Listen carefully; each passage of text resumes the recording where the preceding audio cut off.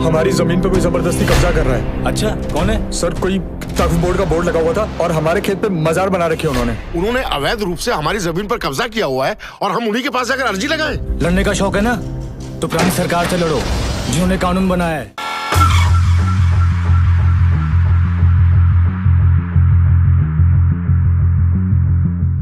नमस्कार, आप देख रहे हैं एनएमएफ न्यूज और आपके साथ मैं हूं नम्रता चौधरी।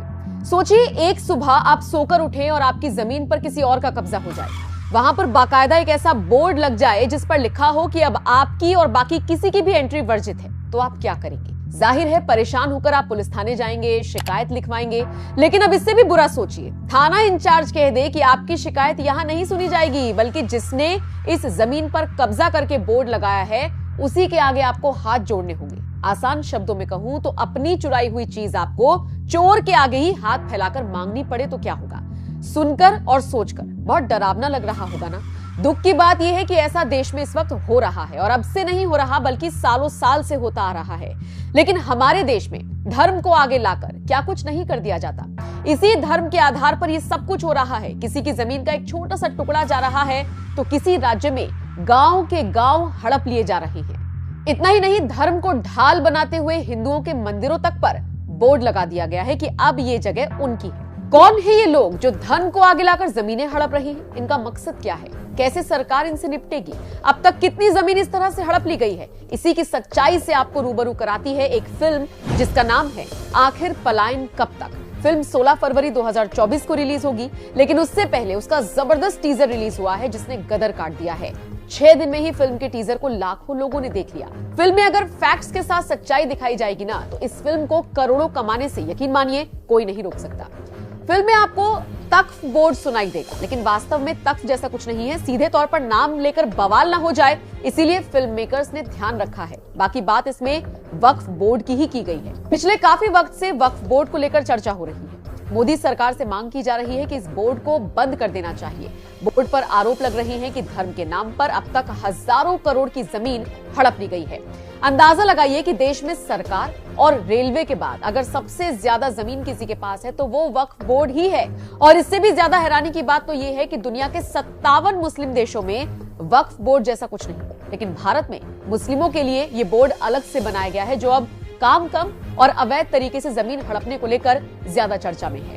विस्तार से समझिए वक्फ बोर्ड पर क्या क्या आरोप लगे हैं। बीजेपी सांसद हरनाथ सिंह ने वक्फ बोर्ड पर आरोप लगाते हुए कई सारे खुलासे कर दिए।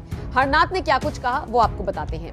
वक्फ बोर्ड की ताकत यह है कि अगर बोर्ड के मेंबर या कार्याधिकारी किसी भी संपत्ति को बोल देंगे कि ये उनकी संपत्ति है, तो बोर्ड को ये साबित करने की भी जरूरत नहीं पड़ेगी कि ये जमीन उनकी है या नहीं। जिस शख्स की वो जमीन थी उसे साबित करने के लिए चक्कर काटने पड़े। वक्फ बोर्ड कानून कहता है कि उसके फैसले को किसी भी अदालत में चुनौती नहीं दी जा सकती, फिर चाहे वो सुप्रीम कोर्ट ही क्यों ना हो। वक्फ बोर्ड देश का तीसरा सबसे बड़ा जमींदार बनकर उभरा है। वक्फ की संपत्ति का स्वामी अल्लाह को बनाया गया है और स्थायी रूप से इस जमीन को धार्मिक कार्यों के लिए समर्पित किया जाता है। चलिए अब ये भी जान लीजिए वक्फ का क्या मतलब होता है और इसकी शुरुआत किसने की थी। क्या होता है वक्फ का मतलब? वक्फ का मतलब होता है अल्लाह के नाम पर दान कर देना। वक्फ के नाम पर दान दी गई संपत्ति को दोबारा हासिल नहीं किया जा सकता। वक्फ की शुरुआत किसने की? 1954 में सबसे पहले जवाहरलाल नेहरू की सरकार की तरफ से वक्फ अधिनियम पारित किया गया था। इस अधिनियम के तहत 1964 में केंद्रीय वक्फ परिषद की स्थापना कर दी गई थी। 1995 में सभी राज्यों और केंद्र शासित प्रदेशों के लिए वक्फ बोर्डों के गठन की अनुमति के लिए भी कानून में संशोधन किया गया था। भारत के हर राज्य में शिया और सुन्नी वक्फ बोर्ड समेत एक सेंट्रल बोर्ड और 32 स्टेट बोर्ड हैं। वक्फ बोर्ड इतना ताकतवर है कि किसी भी धरोहर, इमारत या जमीन को अपनी संपत्ति घोषित कर सकता है। तमिलनाडु, तेलंगाना और गुजरात समेत कई राज्यों में तो वक्फ बोर्ड ने गांव के गांव हड़प लिए हैं। वक्फ बोर्ड किसी की संपत्ति हड़पने के बाद उसे जानकारी तक नहीं देता। मालिक को पता तब लगता है जब वहां पर या तो बोर्ड लग जाता है या फिर वो उसे बेचने निकलता है। वक्फ बोर्ड ने ताजमहल, गुजरात में रेलवे की जमीन, काशी विश्वनाथ मंदिर समेत कई संपत्तियों पर अपना दावा ठोक रखा है। मतलब सोचकर देखिए, बोर्ड का गठन किसने किया, कब किया और किसके लिए किया, और इसका किस तरह से इस्तेमाल हो रहा है। आपकी जानकारी के लिए बता दें, वक्फ बोर्ड के पास इस वक्त 8,509 संपत्तियां हैं जो 8 लाख एकड़ से ज्यादा की जमीन पर फैली हुई हैं। अगर इसका सही से इस्तेमाल किया जाए तो मुस्लिम पक्ष को बहुत फायदा हो सकता है, लेकिन इससे इतर ऐसा होता नहीं। बात करें अब अगर फिल्म आखिर पलायन कब तक की, तो इसमें इसी काली सच्चाई को दिखाया गया है जिस पर बात करने से अक्सर बड़े बड़े दिग्गज बचते हैं। फिल्म के मेकर्स ने इतने सेंसिटिव सब्जेक्ट को लेकर फिल्म बनाने की हिम्मत की तो आपका भी फर्ज बनता है कि फिल्म देखने थिएटर जरूर जाएं और सच्चाई से रूबरू हों। अगर आपने अब तक इसका टीजर नहीं देखा है तो डिस्क्रिप्शन में लिंक दे दिया है, YouTube पर जाकर इसे आप जरूर देखें।